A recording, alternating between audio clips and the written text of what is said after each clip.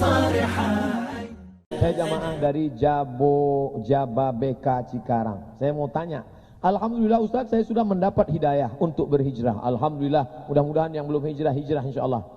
Yang menjadi kendala saya bagaimana agar saya bisa menjaga diri dari gangguan yang membuat saya goyah lagi.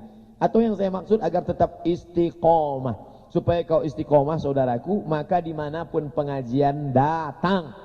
Ada pengajian, datang. Ada pengajian, datang. Ada pengajian, datang. 4D, datang, duduk, diam, dengar. Ngantuk-ngantuk dikit diampunkan Allah.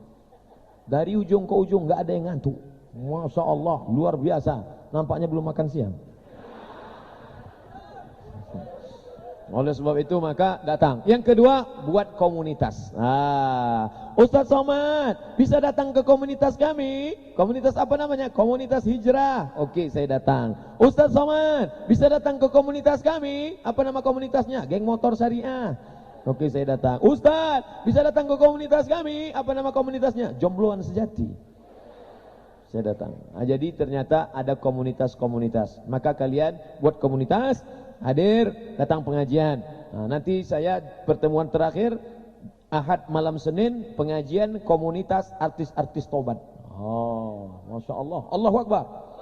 Masya Allah. Oleh sebab itu maka ini kita harus ramaikan. Buat komunitas. Pertama, hadiri pengajian. 2, buat komunitas geng, buat grup. 3, pergi ke rumah sakit. 3, pergi ke rumah sakit, ngelihat orang sakit. Saya dibawa ke rumah sakit, di samping tempat tidur ada sebesar kulkas, dipasang kabel masuk ke dalam, darahnya dicabut, masukkan ke kulkas itu, darahnya diputar-putar berbuih, dicuci, entah pakai deterjen apa, habis itu darahnya masuk lagi. Saya tanya, berapa jam ini cuci darah? 5 jam. Berapa lama cuci darah? 5 jam. Seminggu berapa kali? 2 kali. Melihat orang sakit, Masya Allah. Ya Allah, ternyata aku sehat selama ini dan aku tidak pernah bersyukur. Maka kau akan jadi istiqomah. Pulang dari sini, jangan cuma ngaji, gak pernah diamalin. Pulang dari sini, langsung cari rumah sakit. Datang, tanya. Kalau security nanya, Bapak mau kemana? Semua yang sakit di sini mau aku tengok.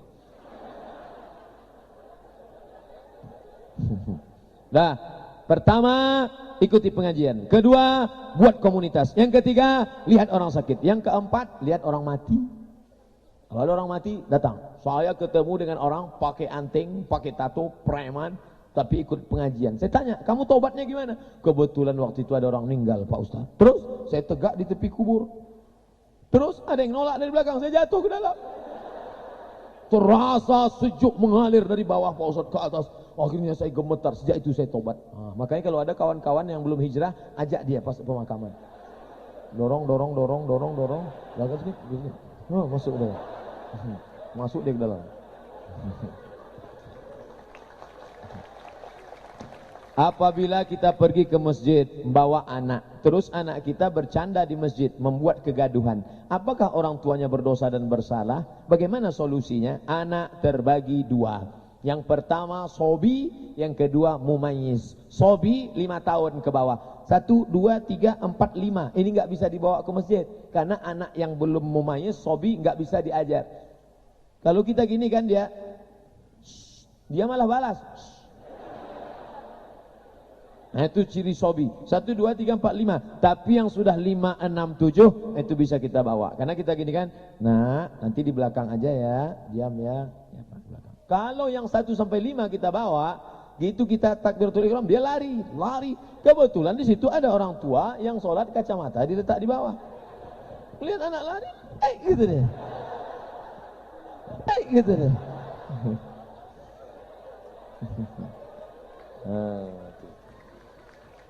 Jadi itu fatwa Syekh Ibnu Utsaimin dari Saudi Arabia, yang sobi jangan dibawa, yang dibawa itu yang mumayyiz. 5, 6, 7, 8, 9, 10 mumayyiz. 11 itu namanya amrod, pakai dal, amrod.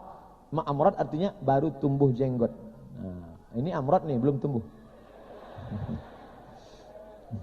Pak Ustadz, bagaimana tata cara ta'aruf yang baik dan benar sesuai syariat Islam? Tiba-tiba nanti selesai acara majelis dia lihat ada satu yang cantik.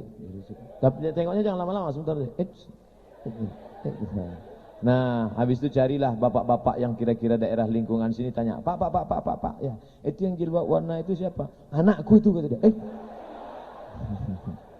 Boleh saya datang bertamu ke rumah Pak? Boleh, tapi jangan katakan kamu mau minang perempuan itu. Hanya bertamu saja, karena nanti kalau kamu mau datang, dia tahu tiba-tiba nggak jadi, pecah dunia, hancur dunia persilatan. Nah, kamu bertamu ke situ, lalu kemudian si bapak pun nyuruh anaknya keluar bawa air. Bawa air keluar, nak. Akhirnya dia pun bawa air lah keluar. Dia pun bawa air keluar. Air keluar. Dah, selesai itu anaknya masuk, lalu kamu pun ngomong ke bapaknya, Pak, setelah aku melihat anak bapak, nampaknya aku tertarik. Kalau memang tertarik, kalau enggak, bilang enggak. Gimana? Kemarin Pak, waktu pas acara itu nampaknya imut-imut. Ternyata dekat amit-amit Pak. Rupanya pas siang itu dia ngelihat belum makan. Setelah kenyang lain matanya. Nah, ketika engkau nampaknya cocok sesuai, lalu kemudian yang dilihat itu adalah akhlaknya. Kau nikah karena hartanya, harta akan binasa. Kau nikah karena rupanya, musim berganti, hari berubah, wajah pun ikut berganti. Betul? Yang dulu belum menikah memang cantik, tapi setelah menikah anak dua, sebelum menikah Masya Allah, bibir merah bak delima merekah, alis bak semut beriring, pipi bak pauh dilayang, rambut bak mayang terurai. Tapi setelah menikah rambut tak lagi bak mayang terurai, bagai sumbu kompor. Bibir tak lagi bak delima merekah, macam semangka hampir busuk. Rambut, alis mata tak lagi macam semut beriring, seperti PNS bubar barisan. Suami tetap inginnya cantik. Bunga, perempuan adalah bunga, kuntum, mekar, indah, harum, kuning, layu, mati. 25 tahun puncak perempuan cantik, habis itu layu-layu. Ada bunga yang tidak layu, ada. Bunga apa? Bunga plastik. Makanya sekarang banyak perempuan yang tidak ingin layu, akhirnya wajahnya plastik semua. Plastik, hidung plastik, mancung 2 bulan. Masuk bulan ketiga turun. Sudah jelas orang Indonesia dagu pendek, yang ditonton Joda Akbar. Ingin dagu panjang, lesung pipit. Oh, mancung 2 bulan, habis itu turun. Dagu turun, hidung turun. Tinggal ambil sapu, nenek sihir. Sudah jelas bulu mata, alis mata. Kalau kita sudah tua, ini enggak rapi lagi. Ustadz sudah bilang jangan dicabut, enggak boleh, haram. Hadis riwayat Abdullah ibnu Mas'ud. Tapi setan berkata, enggak usah dicabut, rapiin aja, rapi. Akhirnya dia ambil pisau silet. Tangan sudah gemetar. Mau motong dikit, habis semua. Gimana nih? Enggak mungkin sebelah hilang. Akhirnya dihilangkan keduanya. Hilang dua-duanya. Teman sudah nelpon terus, Mbak, gimana acara kita, arisan kita? Gimana ini, gimana? Alhamdulillah ada spidol whiteboard. Terima kasih Papa, akhirnya pasang whiteboard. Alhamdulillah, selamat. Gimana Jang? Jadi berangkat? Oke, ayo kita berangkat. Sampai di tempat acara nikah, panas, kipas angin gak ada, makan rendang pedas. Pedasnya, iya.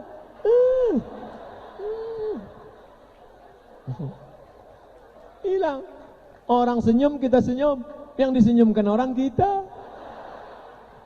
Iya, senyum. Setiap mau pulang undangan. Rupanya orang sudah senyum. Sampai ke rumah jam 9 malam, mati lampu.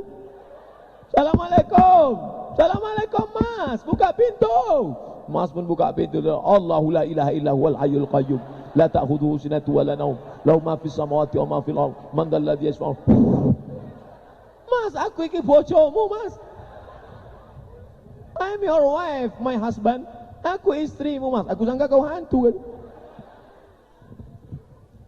Maka siaplah hai laki-laki, kalian siap menerima perempuan walaupun apa yang terjadi perubahan. Betul? Siap menerima dia walaupun dia layu. Dia mati Pak Ustadz, apa lagi? Ustadz, bagaimana cara menghindari dosa tentang hutang yang sudah kita ikhlaskan karena dia tidak mampu? Apakah kita tetap punya kewajiban untuk mengingatkannya? Kita ingatkan dia. Assalamualaikum. Waalaikumsalam. Kamu dulu punya hutang sama saya, janjinya bayar 1 Maret kan? Iya, ini seberapa hari lagi 1 Maret? Bisa bayar? Mohon maaf Pak, saya nggak bisa bayar. Udah, ku ikhlaskan semua.